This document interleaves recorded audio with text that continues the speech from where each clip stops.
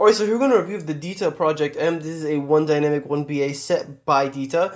It retails for around $325, and let's get into this. First of all, I want to say, fantastic looking box. I really like the way the box looks on these things. Let's open that up. Fantastic unboxing experience for $325. Let's take this out. Come on. By the way, the black is not making your screen laggy. This is just the way it looks on camera for me with the lighting. It is like a textured black finish. And you get the user manual and all that paper stuff you don't care about. And you do get this case. You get the IEMs in here. And you get the tips. Pretty much for the whole review, I'm going to be talking about these tips. So don't really have to have these out. I did try them with spin fits, but I found that they kind of made the sound a lot worse. So I thought I like using these tips more, so I don't really need to talk about the spin fits. Let's close this up and put this aside. Alright, so let's talk about the case. The most glaringly weird thing here, which is interesting because that also looks really weird, but this is some kind of mecha looking case. I don't really understand why they made it designed like this. It's not my thing, but I'm sure some people like it. I'm not a fan. I don't know what this is all about. Is this a handle? I don't know. Oh yeah, it is. I don't know what any of this is. This is weird. But yeah, it's a case. It's a case that it comes with. I also wouldn't use this. It's not very cushioning for the IEMs. I mean, the inside is silicone, so it's a really weird case. I can't explain this. What is this? But yeah, weird case. Anyway. You do get a cable here, and it is a modular right angle connector. So I don't really need to talk about this case. You can see it for yourself. This is what is this? Okay. So let's talk about the cable real quick. I do like this cable. It is a nice cable for $325 here. It is perfectly smooth. It has no problems at all. It is a nice modular system. I do like the modular system they're using here. Overall, it is a fantastic cable. No issues. Great cable. I like it. And yep, let's move on to the build quality and comfort. So, build. First of all, these look crazy. I actually really like how they look. They look really unique, and they look very nice. It is perfectly see-through, like glass almost. It is a resin shell, I believe. It looks fantastic. Here's the dynamic driver here. I think you can see the BA maybe near the nozzle. I'm not sure. I think maybe the BA is in the nozzle.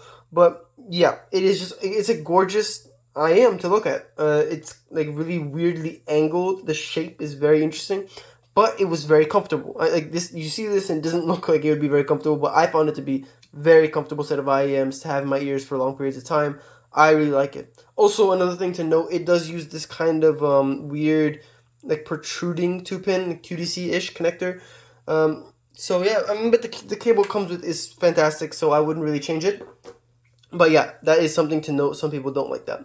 Some people like it a lot. So it's a preference thing. So yeah, and that's the other connector. It comes with 3.5, a 3.5 connector. Yeah. Okay. Put that aside. Now, let's talk about bass, mids, highs here.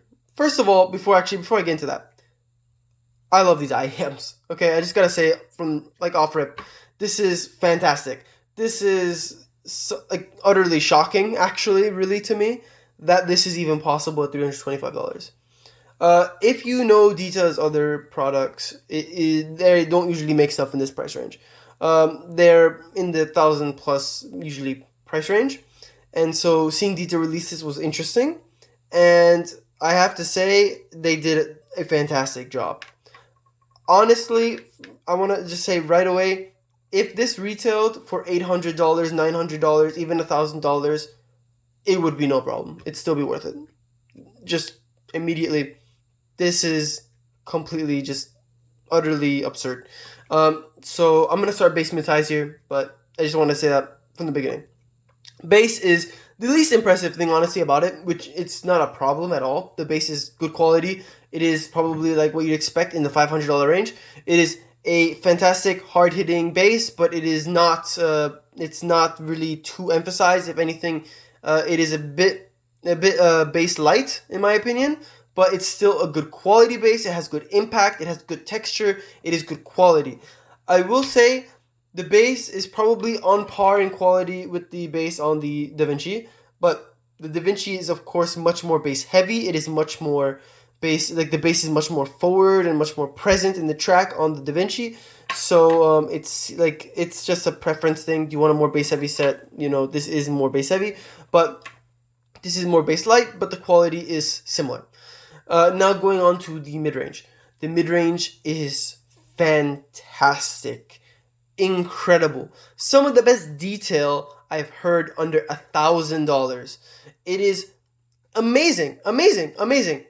The imaging is like imaging and staging is what I'll talk about, I guess, at the end. But that's what makes this sound so incredible. But the mid range has fantastic detail. The vocals are placed perfectly center, but not too forward, but forward. The vocals are expressive, emotional, very, very detailed. This is some of the best detail again I've heard under $1,000. It's crazy how they managed to get this in this price range. The instruments sound fantastic. Female and male vocals both sound incredible. I'd say I'd give the edge slightly to the female vocals, but I mean they're both incredible for this price. It's insane. Strings, guitar, piano, everything sounds amazing on this. These things do really, really well with acoustic. It does well for EDM, rap, everything else too. Rock, it does very well too. But instrumentals particularly are fantastic on these. I will say one flaw about the mid-range is that the upper mid-range can tend to be a little bit shouty for me, which is actually was the main issue with spin fits for me, was that it made the upper mid-range a little bit shouty. Going back to the normal tips, fixed it a lot, but it still has that little bit of shout. I see a lot of reviews saying that the treble is spiky for me, but for me, spiky for them, but for me, that's not the case. For me, the spiky, like little spiciness is more in the upper mid-range. Certain female vocals can have a little bit of too much presence, but it's very rare, honestly, and not even close to an issue in this price range for me. I mean, it's just something I do have to note, that it does have some slight discomfort in that area, in the upper mid-range, but very rare. Very rare. All right, now going into the treble. The treble is also fantastic. I don't actually have really much problems with sibilance at all on the treble on these, and I am sibilant sensitive. So I was kind of shocked. I mean, actually, when I got these expecting, I'm going to come on the review and on video say, these are sibilant, terrible, I can't listen to them, they hurt my ears. They don't. The treble is fantastically extended, very detailed, really good quality. I love the treble on these as well. I think it's treble it's not treble probably that would be in the $900 range, to be fair. It is not EST treble either. It is very good quality treble though.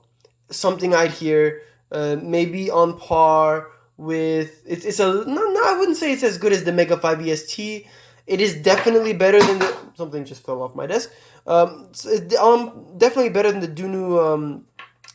I'd say it's treble that's as good as, I'd probably say as good as the SR8, around that range.